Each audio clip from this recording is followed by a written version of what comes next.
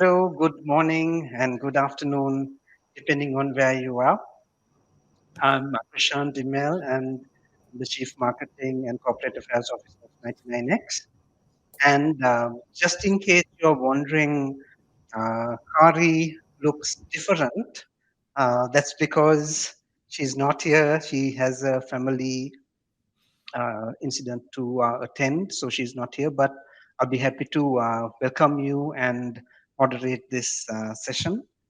We are really glad that we have Ina, who is the CEO of Bag ID, one of our customers.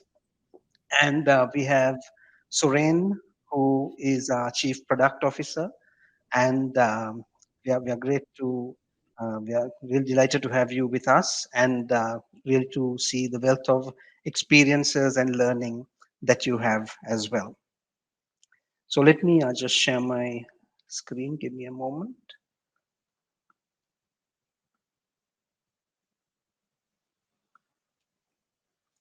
So we'll be looking at what driving customer-centric product innovation looks like. That's our topic for the day. And in terms of an outline of the agenda, so Ina will share first on what driving customer-centric product innovation looks like. That will be followed by a session from Suren on again adapting that to more of a digital product setup. And then we will close with a Q&A and a panel discussion right at the end. So that's kind of the outline for today's session.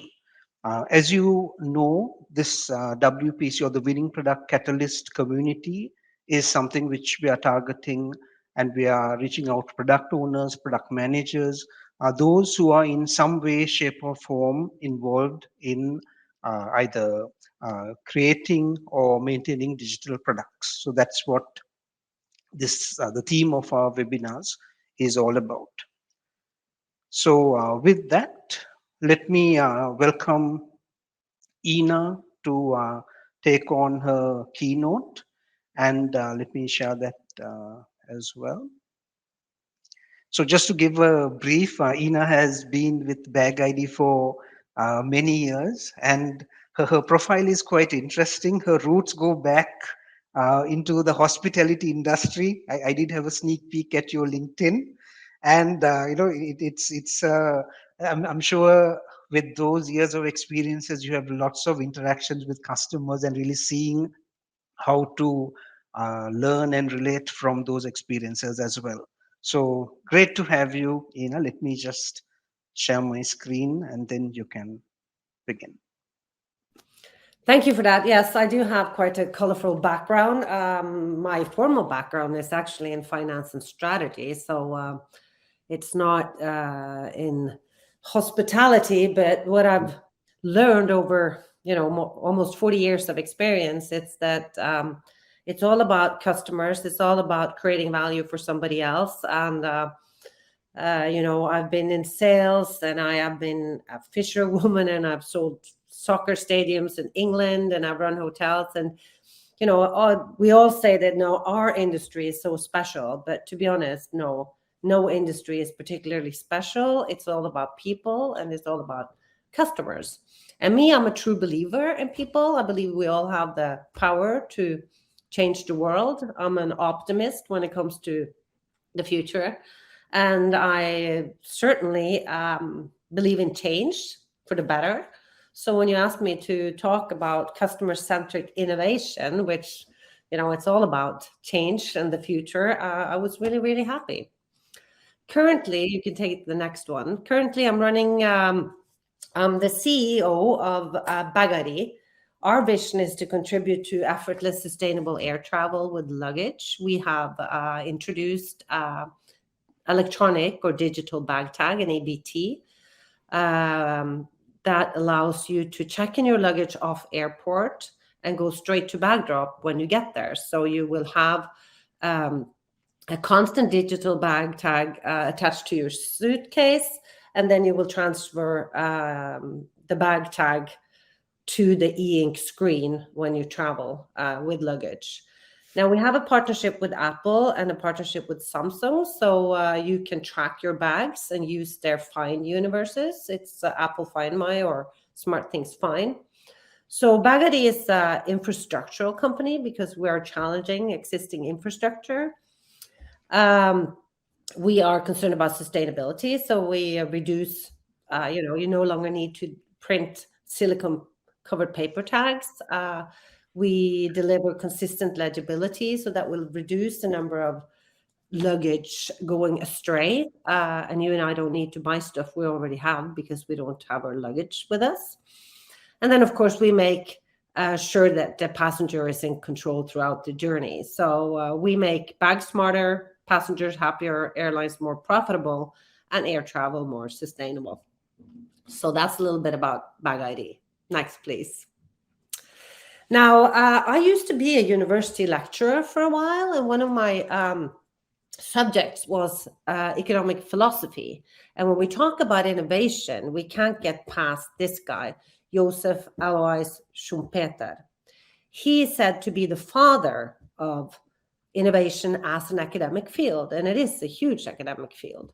And he's also the one who introduced or popularized the concept of creative destruction. And this is something we all know, that when we innovate, we challenge existing structures. And creative destruction is really about, um, ruining the old in creating the new. And the big change, innovation is the driver between all economic growth. That's Schumpeter's view on things. And then the change agent is the entrepreneur, the person who's willing and able to convert a new idea into a successful innovation. Next, please. So let's just agree upon what innovation is. It's not a thing, it's actually successful implementation. Successful implementation and creating more value for those for whom you exist and your stakeholders. It could be a product, it could be a way of producing things, it could be a new market, or it could be, carrying out a new organization of any industry or market. And product innovation, well, more specifically, is really to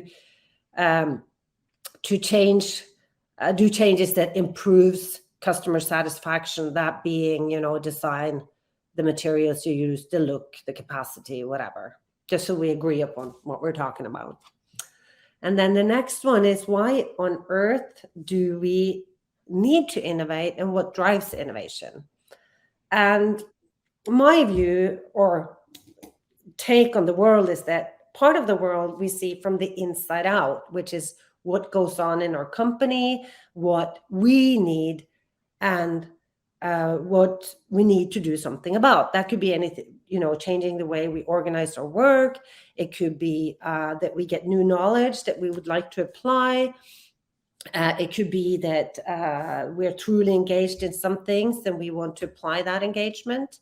And in Japan, they have this whole culture of innovation called kaizen, which means change for the good, or continuous improvement. And we can always do things better. And I think that's a great philosophy. And we have to know that most innovations are incremental. They're not like, the creative destruction kind of innovation. It's just incremental innovations. And then, of course, we are not an island as a company. We need to, take in the world. If we don't want to change with the world is going to change us. So we really will drive innovation from the outside in. That could be, changing consumer needs, market demand, new technology, changing customer expectations, increased competition, or the competitors doing different things. So innovation is driven from the inside out and the outside in. Now, I've been facilitating leader teams and strategy for very many years. And one of the big discussion points, which might surprise us, is that for whom are we in business? For whom do we exist? And the answer might seem simple for you, but if you ask Heinz Ketchup, who needs to disappear in order for Heinz Ketchup to go out of business? Is it the mom or dad who buys it, or is it the child that demands it? So we need to be clear on those for whom we exist. Who are they? And remember that as we're not in business for ourselves, they are the ones who will judge our success. I am sure you've all had these discussions. Well, I did my best. Well, if your best isn't good enough in the eyes for those who have the right to judge you, well, then it's not good enough, you know?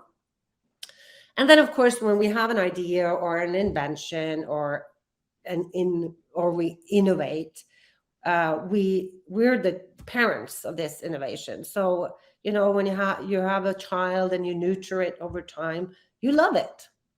And beware, love makes blind. So you might be so much in love with your own idea and product that you forget to make sure that somebody else needs to love it and choose it and buy it.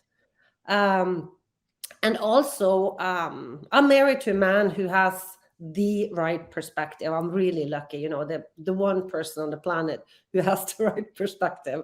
And I think we need to realize that if I travel a lot, I have my preferences and I have my perspective, but I can guarantee you it is not the right perspective. So seeing the world only from the inside out, not realizing that you're in business for somebody else, that could be fatal. Next, please. So it's all about striving for love, respect, and fidelity. And if that's what life is all about, even in business, um, we need to find out or have measurements on how people feel about us. In Norway, we have a customer satisfaction index. It's been around for more than 20 years. There are about 140 companies who partake every year. And I just want to give you an example on how we measure customer satisfaction for the airlines. We have 3 airlines in Norway. We have Scandinavian Airlines, who's a business airline primarily. Then we have Widerøe, who's the regional airline who flies all the short distances in the north and south, for that matter. And then we have Norwegian, who was introduced as a low-cost carrier. Now I think it's more of a hybrid. But over the years, as you can see, SAS is to the right, they have had consistently high customer satisfaction. And it's been the same, and they've always been, leader of the pack, with Widerøe following closely behind. Norwegian has kind of been the bad guy because it's a low-cost carrier. They make you pay for all kinds of stuff, even to get a seat. But then suddenly last year, this changed.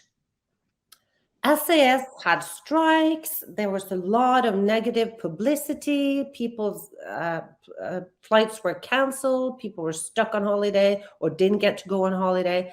And so when we measured the satisfaction with the airlines this year, Scandinavian Airlines really bummed out. Now, if Scandinavian Airlines do not, follow these things and take corrective actions, this will hurt their business in the long run. Also, innovation has become very, very important. So 2 years ago, next please, there was made an innovation index in Norway. And then we asked the customers, well, how well does these companies create value for you and introduce successful new ideas that makes you happier as a customer? There are 3 different kinds of innovation. It's about commercial innovation, which is, the overall innovation. It's social, which is about, how you take sustainability seriously and create value without as much of a footstep. And then it's the digital. And as you can see to the right, the airlines in Norway are not perceived innovative at all when it comes to commercial and social. Digital, different story, because we know that airlines have apps and you can check in off airport and these things. But this is not very impressive. And I talk to these airlines all the time, and their own perception is that they are very innovative. And, we made this fantastic app, blah, blah, blah. Well, it doesn't help that you love your product. Somebody else needs to love it.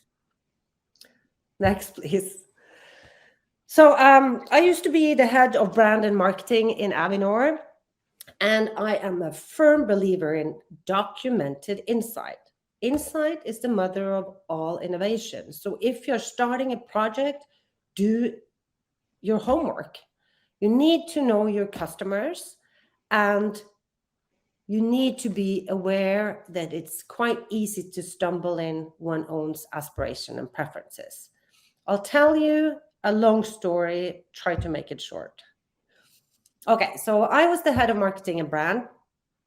Avinor runs 45 airports. It's owned by the Norwegian government, but it's a self-financing, meaning that revenues from all kind of commercial activities, parking, duty-free, food and beverage, finances the airport operations.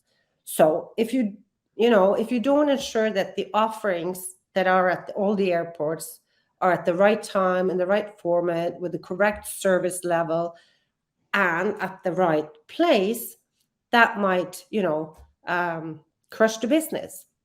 So I did a huge analysis of all the segments. Next, please. In On Norwegian airports. I mean, we have about 23, 24 million passengers a year. And so we did categorize all these passengers, foreigners and nationals, into 8 categories. And we categorized them along 2 axes: attitudes and values, traditional or modern, and then age. Also, we looked at their spending budget and other attributes. We had some very interesting segments, like, and I won't go into those, but we seem to keep missing with our offerings. And I wondered why, because these segments, 8 segments, very different preferences, we need to serve them all. And then it seemed like we only chose to serve 2 of these segments, which was business Bob and Bobby. Those are the millennials traveling in a combination of business and pleasure. And then this efficient Eddie, who was the business traveler who just wanted to get wherever he was going. And the reason for that was that when I did a segmentation analysis of all the people working in the commercial area, they all fell into 2 categories. The blusher, Bob and Bobby, and efficient Eddie. So the decision we made were all based on our own aspirations and not on our customer mix. That had some really serious financial consequences. And then we did another analysis. I'll just quickly stop at the next one, please. Said that, okay, what are the different values and needs? And then if you just push 1, this is what we assumed, that it was all functional planners. And then this is what we actually discovered. These were people who were socializers, and they were security seekers, certainty seekers. So when we made all these decisions and introduced all these concepts based on what we thought were right, we seriously missed, and it had serious economic consequences. A much less evidence story is our recent experience in Bag ID. We just launched our new Bag ID 2 in June last year, and less than 500 people had used it once in October, but we still felt that we needed to, improve the user experience, so we started this big project. Now, being a startup, that we have very limited resources, and not having spoken to any of these 500, or maybe 2 of them, we initiate a fairly costly project of improvement.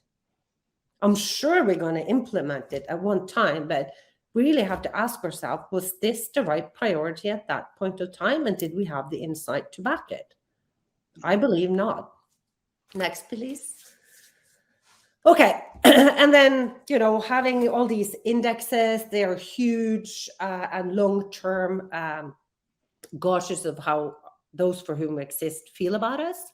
But you also need to keep your ear to the ground. I'm a huge fan of LinkedIn. I'm very active on LinkedIn. And in Norway, remember, we're a small country. We only are 5 million people. So if you have 17,000 followers on LinkedIn, that's pretty good. This guy, Ingvar Ugland, he's the head of consumer technology in the biggest bank of Norway. He's a vice president and he's very eager on LinkedIn. And I gave him a bag idea a few months back, and he has done some posts. He claims it to be the best innovation since pre-cut bread. So that's pretty good, I say. Anyway, so he posted going to Copenhagen. He said, I love this bag idea. I can just, drop my bag. It's so easy, but I really, really wish Scandinavian Airlines was on board because they're not part of the solution yet. Could you guys do something before I go home on Thursday? So I sent him a personal message. I said, we're trying out, this scan tag solution. Do you want to try it going back? And so he did. So he's telling the story about this company where I go out on a Monday, ask if they can make a solution for Thursday, and they do, and it's fantastic. This is customer-centric innovation, blah, blah, blah. So I think just, keeping your ear to the ground, you can actually strengthen your position as a customer-oriented, innovative company by being hands-on. And also, who do you follow? Who are your friends? Who do you comment on? Be out there. I think that's a good advice. And my whole point is really, guys, next one. To do next one, please. Yes. You know what? Assumption makes an ass out of you and me. Now, just to close, what about Bag ID going forward? Short term, we're launching our Bag ID 2 for Samsung within the next month. This should be in the market. This is an outside in and inside out driven innovation. We need to, give Android users a solution, and Android users would like to have digital bag tags. We need to onboard more airlines. If we don't have more airlines, there's a limited value to buying a digital bag ID too.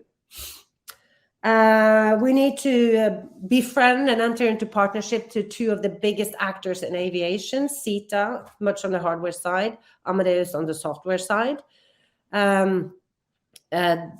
They are controlling the market in many ways and the infrastructure, so we need to be part of their solution. And then we need to collect more user data because we need to have more insight to make the right calls at the right time. Long term, the market out there is very imperfect right now. We need to buy components from all over the globe. Mostly we buy them now in the spot market. So we need to reconfigure our Bag ID to make sure that we control the cost. It's a very inside out innovation.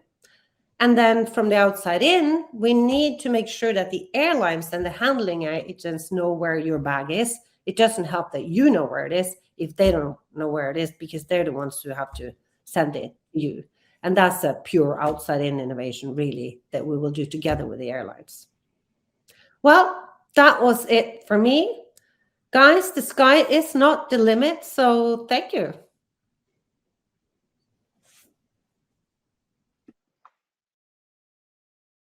Thanks, Ina. That was very insightful. And I love the part about the feedback that I think the influencer gave you. I mean, that's really tremendous how it was. Because I remember seeing that story as it happened and the excitement around that, which was great. Thank you. So with that, we move on to our next session, which is by Suren. And Suren will look at what does it take to drive customer-centric innovation more in a digital product setting. Suren, over to you. Okay, thank you, Ina, for that insightful presentation. It was really wonderful. And I hope everyone, you can see my screen and hear me clearly. Yep. Okay, good. So Yeah, so I want to start the discussion, guys, with some important statistics on how having a focus on innovation impacts your brand value. So, on your left hand side, you can see the leading worldwide brands in 2022, and on the right hand side, you can see the most innovative companies over a period of time from 2005 to 2021. And I hope you can see the correlation between this. So you can see Apple and Microsoft, who has been consistent in their efforts, are at the top of brand value. And then look at the gap between Microsoft and Apple. And that's what creates Apple being the most valuable brand in the world. So that's the difference. And some interesting observations, if you look at how Google over the years have put an effort to become one of the most innovative companies. So look at where they are in 2005 and look at where they are in 2013, and now they are the second most innovative company in 2021. And so does Amazon. So you can see that these companies are continuously investing on innovation to become the top in the list, and that creates a lot of value to them. And so this is a good example of what being innovative can do for organizations. So today I want to focus on three main areas, guys. So we don't have much time, so I will try to cover all this as quickly as possible. So first I want to express on the importance of cultivating the right mindset for customer-centric product innovation. Then we will try to look at a customer-centric product innovation flow. We will try to go into a little bit of details on what tools can we utilize in trying to do customer-centric innovation from a product perspective, from a product development perspective. And then finally, we'll discuss the importance of creating space for innovation, especially at the latter part of product life cycle, especially when the product hits the product market fit stage. From that point onwards, how would you sort of make sure the importance of innovation doesn't go down, and how do we keep the momentum of innovation in our products? So let's start our discussion with looking at how would we sort of cultivate the right mindset, and what are the mindsets that we need to have when looking at customer-centric product innovation. So having the right mindset is one of the key drivers that we need to make sure that the team has when making sure that we do product innovation. And a right mindset will focus the team to differentiate and deliver exceptional value. I think those are the two key factors when it comes to innovation that really matters. And let's look at one of the mindsets that we want to cultivate in our teams is that going beyond the solution, right? So what does it mean? So most of our product teams today, I think we are trying to solve the problem that's at hand. But if you really want to be a market-winning product, you need to look at how do we go beyond the solution. And so basically what we try to do is to satisfy our customer requirement, but we ought to look at how we want to delight our customers, right, with doing something extra. So that's one of the key mindsets that we want to look at. And this other one we want to focus on when it comes to, before that, I think we can look at some of the examples of some of the products that have really utilized this. So look at Amazon cashierless shopping, right? So Amazon, when they introduced this feature, is one of the world top brands for online shopping, but they have gone the distance. And they have done this cashierless shopping feature, which is really adding value to the people. And same goes with Tesla over-the-air upgrades. Tesla being an electric car company, they have utilized software to upgrade their vehicles. So that adds a lot of value to the customers by making sure that you can upgrade your car by a software upgrade, which is something unheard of before this. And Google real-time traffic is another good example of this going beyond the solution, where you sort of not only give the maps feature, but you ensure that you have the real-time traffic also, so that it adds more value to the customer. So the second mindset I want to focus about is the willingness to go the distance. Now, here there are two main things I want to discuss. Is that the effort that you put to truly understand customer, how important that is, right? So if you look at iPhone, one of the key success they have is the effort that they have put to understand the user would want to use a smartphone, because they were the first in the business. They were not the first people to create the smartphone, but they really took the time and effort to look at how a smartphone should work for the customers. And that time they didn't even have data, so most of them were done based on assumptions, but they took the effort and the time that is needed to do that. And that's one of the key things that led to their success. And the other most important thing is the willingness to challenge status quo and cultivating the first principle mindset. So what does this mean? So sometimes there are situations where we cannot provide the solution with the existing, by reusing the existing techniques, existing technologies. So in that case, I think as product teams, we should not be afraid to reinvent, right? So I know reinventing the wheel is not the most popular thing, but in the context of making sure that you add value to your customer and that you do customer-centric innovation, this is really important. And if you look at the examples I've given here, for example, SpaceX, that's exactly what Elon Musk did.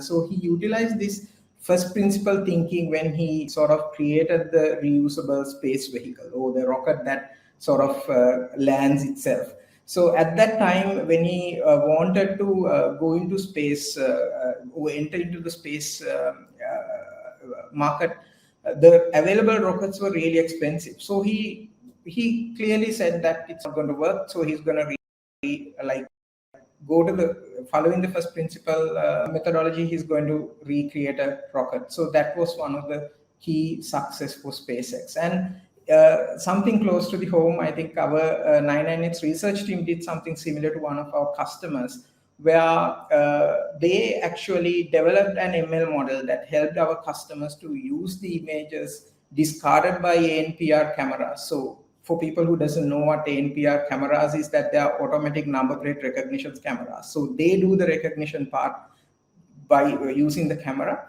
but sometimes if the image is distorted, they just discard that image. So our team took that image, and then they managed to create a ML model that actually sort of identified these discarded images with an accuracy rate of 94%, which actually really helped the customer to reduce the cost drastically, and also to gain a competitive advantage in the market. So these things sort of shows how you by willing to go the distance, how you can actually add a lot of value and do customer-centric innovation.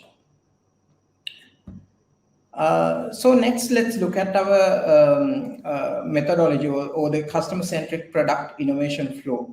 So this flow, the customer-centric product innovation flow I'm going to discuss, is mainly focused on helping products achieve problem solution using a customer-centric innovation first approach, guys.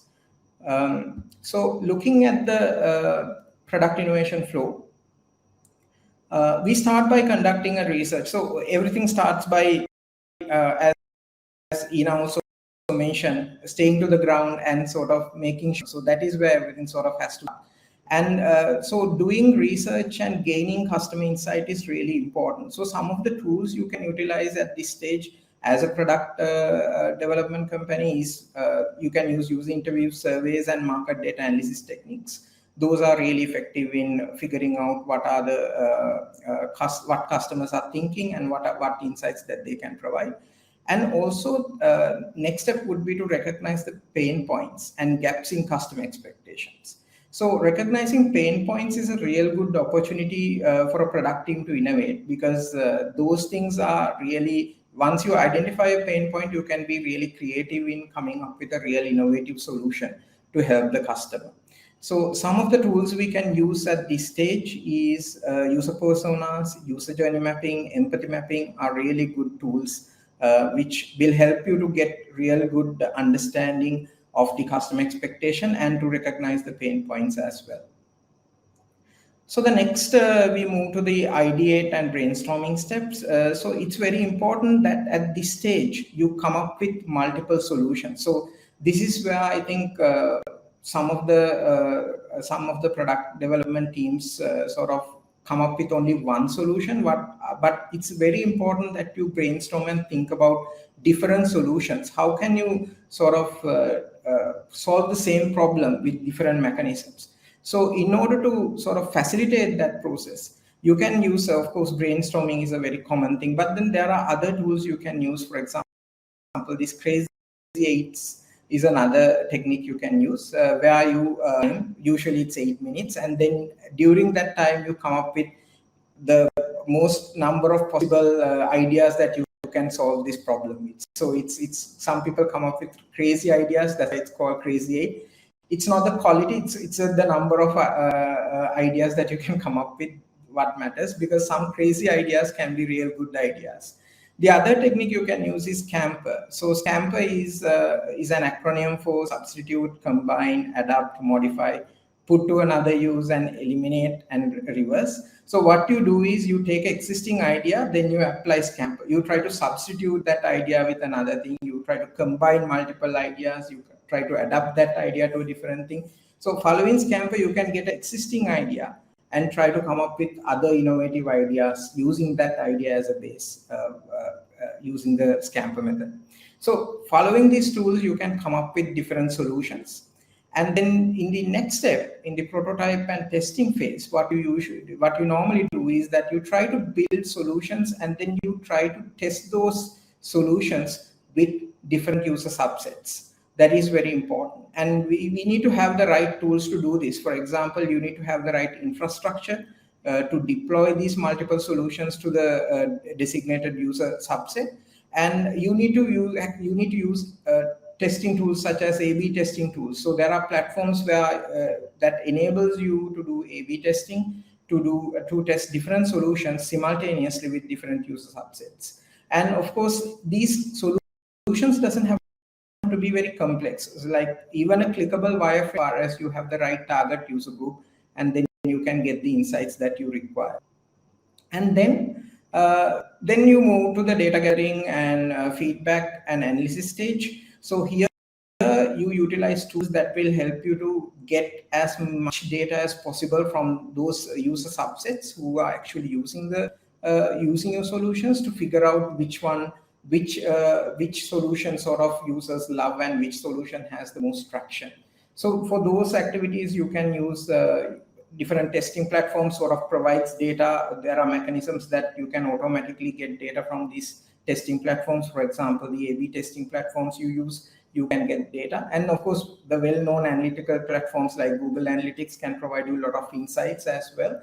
And another thing is to use data visualization. So that will really help you to sort of visualize data in a manner where it's easier to make decisions. So this type of approach, this type of flow can help you to really be innovative in your customer-centric product development effort. As you can see, it's an iteration, right? So this data that you gather will be taken back into the research and gaining insights, and then you can make your idea even better and come up with other innovative ideas depending on how the customer sort of receives it. So this is basically the customer-centric product innovation flow. And I have added some links here, so you can go through them when I share the slides. So next, we will look at creating space for innovation. So basically, doing so, especially when the product gets mature in their life cycle. Let's look at what are the challenges that we face, especially when the product gets a little bit mature, and then how we can overcome them. Right. So there are a few challenges that we will face. So one of the key things is that focusing on innovation becomes difficult when organizations tries to manage diverse requirements from different customers. So as you know, if you have multiple user groups using your product, and when you are getting requirements from all the customer groups that are using it, then the focus to innovate in that context sort of goes away. So that's one of the challenges. And the budgetary constraints is also coming into play, especially if the product is in a matured phase. Because usually the innovation budget is sort of allocated from the operations budget. So in that context, you have a limited budget. You have to balance between operation and innovation. So it's always a tough thing to do. And then, of course, we'll have resource constraints because people get deallocated from products, and then we might not have the right people with the right set of skills to do innovation within our product. So these are some of the challenges we will have. So let's see how we can overcome some of these challenges. So there are one way of doing it is by applying the Kano model. So Kano model is really good way of keeping the momentum on innovation alive while satisfying customer requirements as well. So as I said, if you are bombarded with different requirements from different user groups, how do you sort of make sure that you can innovate in that context? And you can still sort of balance out the customer requirements with innovative customer delighting requirements. So Kano model is a technique which you can use to do that. So as you can see in Kano model, you sort of categorize requirements into different categories like basic, satisfier, delighters, and indifferent. And this shows where they are, like where these categories lie in the customer satisfaction coefficient. So as you can see, if delighters have the most value for a customer, because that sort of gives that adds the most value to them, and the indifferent adds the lowest value to the customer. But there's something we have to be careful here. This Kano model doesn't talks about the importance of a task. So it only talks about the value the feature adds to the customer, right? But there can be features that it might be a indifferent, it might be in the indifferent category, but it might be something very important. For example, if it's a maintenance task, a version upgrade, a technical debt related task. So those things are needed for the application to be sustainable in the future. So those things has to be prioritized as well. That's why it's here.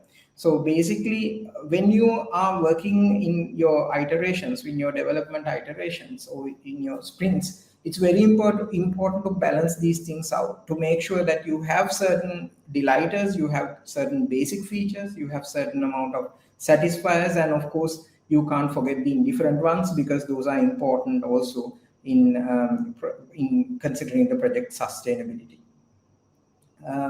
So the next one basically is another technique which you can use very successfully to let you keep the momentum going for innovation, is the product innovation accounting. So it helps agile teams to measure the effectiveness of innovation effort, right? It's a data-driven approach that sort of helps decision makers to make informed decisions on the resources that they allocate for innovation purposes, because it measures the effectiveness of the innovation, right? So when innovation is done, it sort of tries to measure what's the impact that it has to the users, and it can quantify that and put it to a value so that it's easier for the decision makers to understand and then make informed decisions on the innovations that they have to do. So it's a real good technique a team can utilize and sort of get an idea about what is the effort and the cost of innovation, and what is the ROI that you are getting.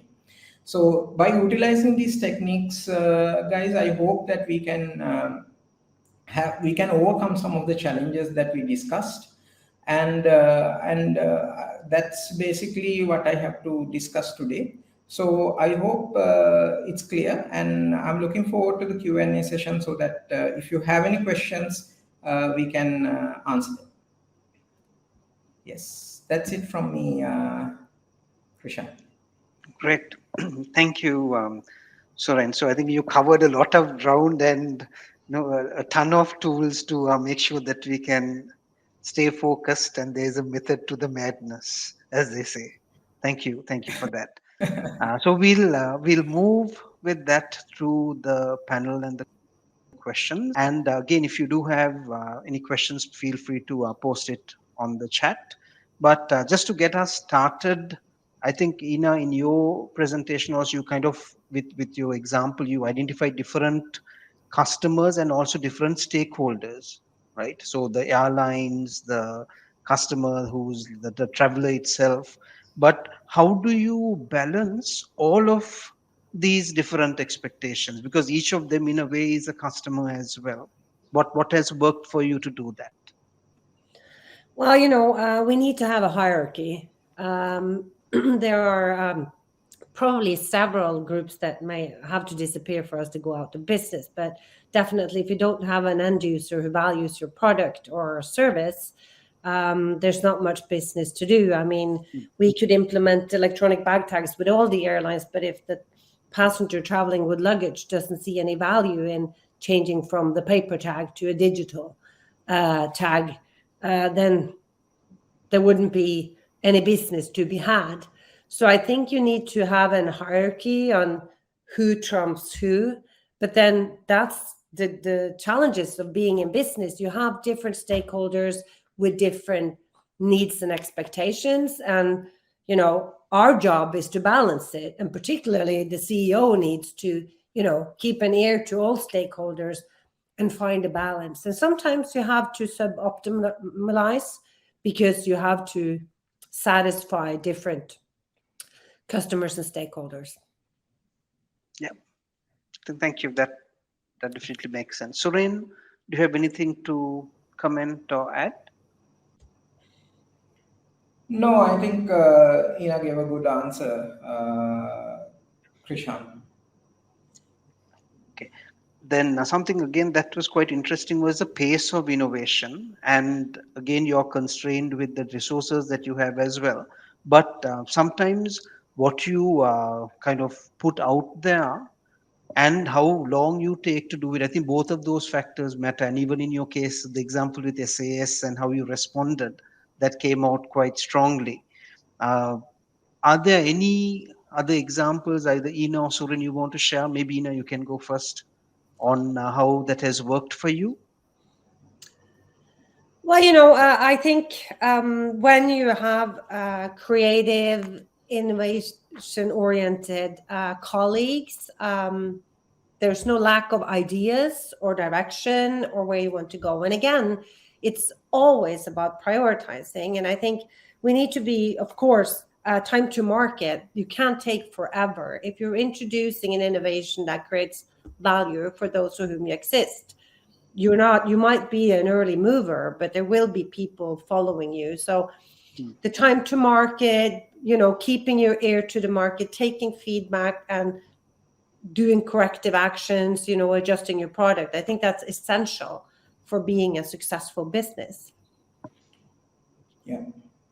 Just to add to that, I think the key here is understanding the context. So today's business world is really dynamic, right?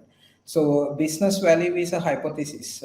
So basically it changes continuously. So we have to be prepared to quickly react to that market. Now, take for instance how people have perceived ChatGPT and the OpenAI movement that has come, right? So there are searches already that utilizes products like this technology that helps you to search for products, search for items in your web application. So people have already adopted this. So getting or adapting these technologies and to add value to your customer using these technologies, I think it's something that you really have to keep doing. So there's no, like, you can't stop and sort of take a rest in this context. And I think I just remembered something with regards to the previous question as well.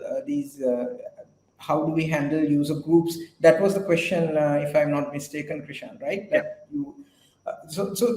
This innovative accounting, which I mentioned in my presentation, is also a real good way of sort of looking at the value that you add to different user segments. And if you can sort of come up with if you improve the innovative accounting to that level, then you can sort of look at, okay, what is the effort we are adding to innovate for this user segment or this user group, and what is the ROI we are getting out of it. So likewise, you can sort of prioritize the innovation where the ROI is high and make sure that you sort of at the right places. So these type of techniques are there in order to help you in a practical sense. Okay. And I just want to add that I think we live in a time of black swans. I mean, there are things turning up all the time that you couldn't foresee, which means that you have to be very agile. You have to be able to, turn around your focus. And remember that Bag ID launched their first digital bag tag the fall of 2019. And by March 2020, nobody was flying anywhere. So we needed to look for other uses of this technology. So we started to look at logistics, and we had owners who were willing to put, more money into the company in order for us to develop. And then Apple launched their partnership program, and the rest is history, or at least the rest is future. But it's the way the world is globalized, and we all, like you say, Suren, suddenly ChatGPT is there, and everybody's tried it and used it. It's moving at a really, really fast pace. And so you just need to be on your toes. And also another point to the fact that, yes, there are so many demands and so many customer groups. Well, you have to decide for whom you are in business, who is your core customer. And that's really, really hard, to say, no, we're not going to think about these guys. But we have to be for everyone. No, we cannot be for everyone. So that's another point that I think it was good to make, Suren. Exactly. Great. Thank you. So we have a few more minutes left. So one question, is there in hindsight or from your past experiences, something you say, okay, oh, I wish I could have done this better, or any learning from incident that you want to share, Ina? Well, I'm not into regrets. I think that's a waste of energy. But of course, if you're to create value for other people, and you want to develop and find better solutions, you have to try and fail all the time. And you should, the most important thing is to just pick yourself or your organization up again, keep moving forward. And I think that's my experience. Absolutely. And I'm going to keep learning, and I'm going to keep failing, and I'm really looking forward to it. Good. Yes, Wonderful. That's fine. Last comment before we wrap up. Your reactions to the phrase, the customer is always right. Suren, you can go first. It's it's an interesting question, right? So I would say yes and no. So sometimes customer is not always right, in the sense they might not know what is possible, right?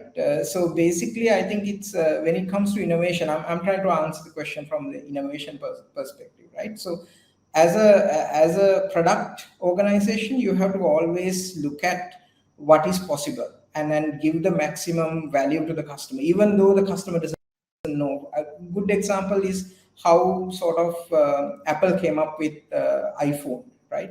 At that time, there was no product at that level, right? People didn't know whether they wanted it beforehand, right? So if they have listened to the customer at that time, they would have probably invented something in line of Nokia, right? But they didn't. They really went deep into the customer's mindset. That is what this deep research into customers' needs really give you that insight about what the customer really needs, because sometimes they can't put it into words, so it's really hidden. So you need to have that intuition to go into the customer's mindset and figure out what they really need, and identify the right pain points and then provide the solution to that. That is real innovation. And in that sense, if you can't sort of have listened to the customer alone, of course, in an innovation sense, I feel customer might not always right. Like Henry Ford, if he has listened to the people, he would have had a car with a post front or something like that. So basically, it's like that. So that's my answer. Maybe Ina has some other thoughts to add as well. I think definitely every single customer has the right to be heard, but the same thing is we can stumble in our own perspectives. I mean, one single customer does not have the right perspective, but we really need to take in all the feedback we get and see if there's a pattern. And if we do identify a pain, then there's so many ways to alleviate pain, and people have different preferences to how do you relieve that pain. So I think it's a valid point, but saying that we know what our customers want, which I have met several organizations claim, I think that's a very dangerous road to go in. It's an inside out statement, and it's quite arrogant, and you don't realize that you are in business for somebody else than yourself, and they will be the judge of you and your product and your services. Correct. Wonderful. That's a solid close to what this session is all about, Ina. Thank you. So, Suren and Ina, thanks so much for being with us. And there's a ton of things that were insightful and learning for the community. We appreciate it very much. And thanks to everyone who joined. See you at our next webinar. Thank you very much. Thank Bye bye. you. Thank Bye. Thank you. you, guys. Bye. Take care. Take care. Thank you.